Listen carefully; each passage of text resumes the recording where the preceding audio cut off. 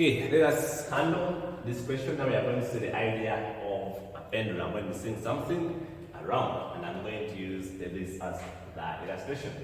An elastic string of length L meters is fixed at one end P, and the other end carries a mass, a particle mass 5 kilograms, and carries a mass of particle, a particle mass 5 kilograms at its other end Q. The particle is swinging, and it describes our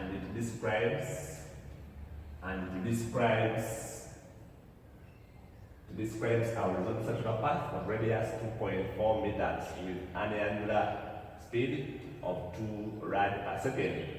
Find the angle the string makes with the vertical and the horizontal tension, rate R, the value of R, then the tangential speed. Tangential speed means the linear speed. Okay, so there we start by putting a simple sketch there. They're telling us that we have an elastic string of L meters is fixed at one point P. So we have this, let us call this one our point P, where it's fixed. So this is our P. Okay, and carries a particle of mass 5 kilograms at its other end Q. The particle is swinging. Now, if this is the particle, I think if this is the string and I fix it at P, when I swing now this particle, it means that it's going to be, you see, it's going to be making an angle to the vertical and then to the horizontal. So, meaning when we are swinging it, if this is our vertical, now this is where it would have been before we start swinging it. I think you can see. So before we start, that is the idea. But when we do and forms a circular path, you see that this is going to be at a certain angle. The diagonal is going to be making a diagonal. So when we swing, it's going to be having its side line back. So this is where our particle is going to be. This particle is of mass 5 kilograms. 5 kilograms. And of course, because it's swinging, of course it's going to be exerting a certain weight, which we shall say, we get the mass times the gravity. So there now, from here, this is going to be our radius in the circular path there. I think you can see. Now, when we are swinging it, it's going to be forming a circular, as I try to put it there. That's the circular path it's going to make when we swing it.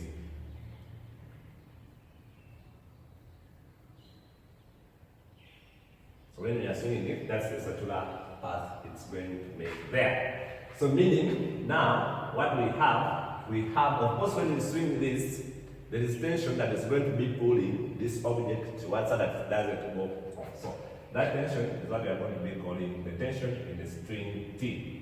Now, from here, they are telling us that the length of this string from up there, up, down, the side, up here, the length is L. So, that's the idea. Now, they want us to get, now they are giving us that this one is moving at an angular velocity. So, they are giving us angular velocity. So, how this is angular? Because of the units. Rad per second, rev per second, revolution per second, revolution per minute. That means that they are giving you angular speed. So the angular speed they are giving us here is 2 rad per second. Okay, now they are telling us that the radius, the circular path, now this circular path, this is what they are talking about. When I swing this, I think you see, down there I'm forming a circular path. So this is the circular path I'm forming. So it will be having the radius. But the radius, we are basing on this. This is going to be the idea. If you base on that, now from here, the particle, then you see from here up to here, it's going to be the radius. So that's why I'm basing on the particle from here and here. It's going to be the radius, which they are telling us is going to be 2.5 meters. Now, you see I'm going to be having an angle here, I can call theta, and then I'm going to be having here an angle, I can call alpha. So this is the angle to the horizontal, this is the angle to the vertical. It is. These are very simple things to handle. Okay, now it's up to us. Either use this angle to resolve, or we use this one, any we use, everything is going to be the same. So if I base on this, now if I resolve this, now I see this is going to be the adjacent, so this is going to be adjacent, this one is going to be the hypotenuse.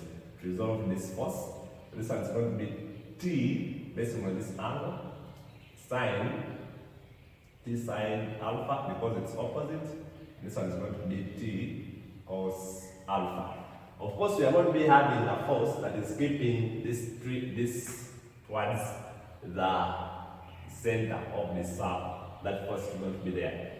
Okay, so if you resolve vertically, if I'm to resolve vertically, if I resolve vertically, I think we can see the only force that I have in the vertical. We have this, because there is not any acceleration upwards. I'm just going to be having this equal. So these forces are balancing. So I have T sine alpha equaling to 5D. But we all know what D is, which will be the same as 5 minus 9.8.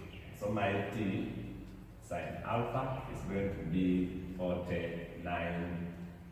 And I call this equation 1. Why do we say? Because you see, when I'm moving like this, you see the particle just moving in horizontal. There's not any motion vertically. That's why you say these forces are balancing vertically. Now, if I resolve horizontally, you see that now horizontally we can move like this or move like this. It's okay. So if I resolve in this direction, you see that our force we're going to be having there is T cos alpha. But this one is always equaling to the centripetal force. Our centripetal force is going to, any force we resolve horizontally is going to be equal to N V squared over R. Any force horizontal is going to be equal to the centripetal force. But you know that now is that we don't have V, instead we have the angular velocity. So meaning we know that our V is equal to radius times the angular velocity. So this is going to be now M into now R omega squared over the radius. And you see from there, now my T cos alpha is going to be equal to N R omega squared. Why? Because R squared, 1 R is going to cancel, we have in omega squared times mass, then 1 radius is going to survive. But I have this, I have this, I have this. So that from here, they gave us our mass is 5 kilograms, our radius is 2.4 meters, what else? Then we have our omega, the angular velocity as 2 rad per second. The omega, the unit should be rad per second, simple. So putting it here, we are going to be having this as, this. We have 5, then times the radius, 2.45, then times the angular velocity, 2 squared.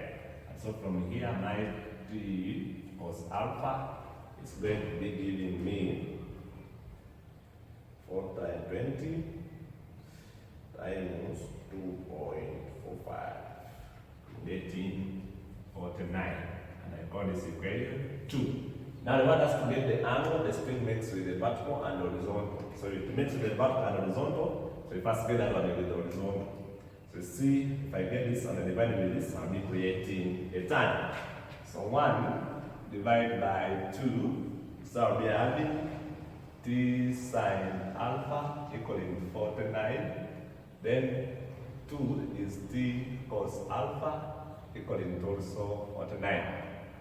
From there, you can start I get my tan alpha as 1, and so my alpha is going to be 45 degrees.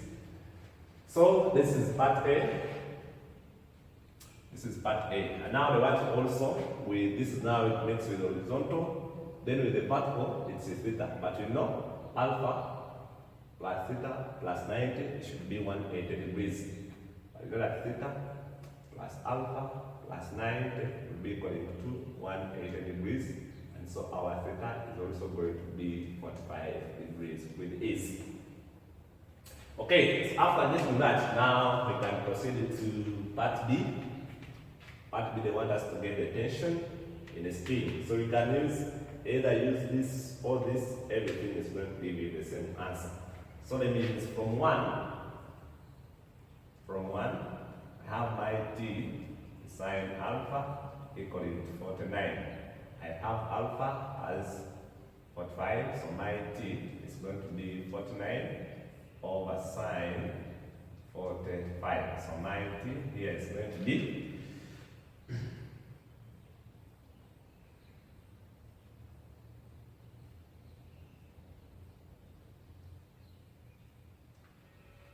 getting 69.296.5 newtons. So that's the tension in that string with ease. Okay.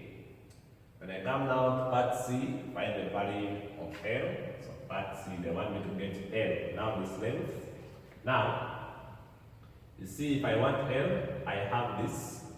I can easily get that. So you see, if I pull out this triangle here,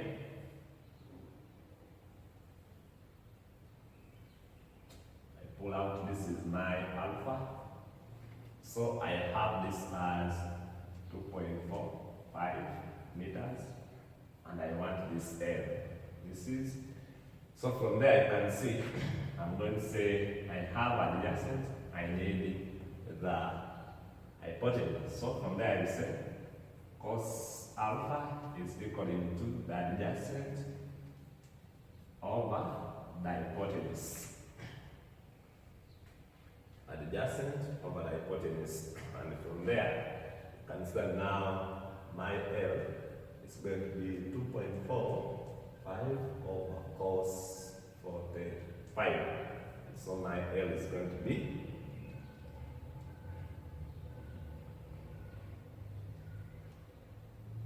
getting 3.4648 meters. So that's the length of the spin.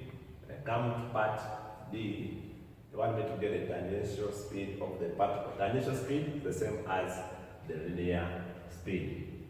So we know, but we have the radius, we also have the angular speed. Now you can use our equation, which says the linear speed is equal to the radius times the angular velocity. So RV here is going to be 2.45 then times 2. And so our linear speed there is going to be 4.9 meters per second with ease. So there the question is done with ease. So that's how we hand that. I wish you well. But even if you use the theta here, be having opposite or by hypotenuse, it will be giving me the same answer. Not one. So that's it. I wish you well.